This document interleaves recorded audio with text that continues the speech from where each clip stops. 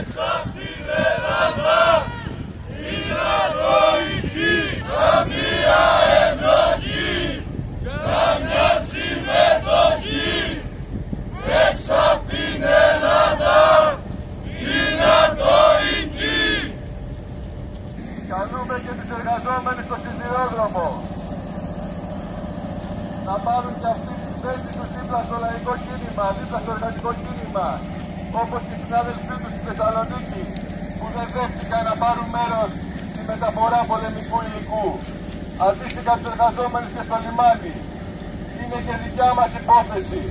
Δεν γίνεται να επιτρέπουμε να περνάει υλικό, να συσσωρεύεται παρούτι σε μια πυρηνιδαποθήκη που έχει ήδη πάρει φωτιά.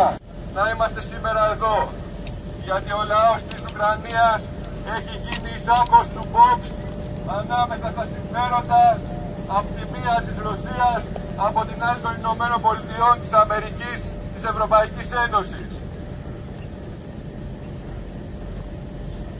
Η σωστή πλευρά της ιστορίας είναι και είναι πάντα εδώ, υπέρ των λαών, ούτε στους υπεριαλιστές. Κανένα στρατόπεδο. Διαλέγουμε, επιλέγουμε πάντα το στρατόπεδο των λαών.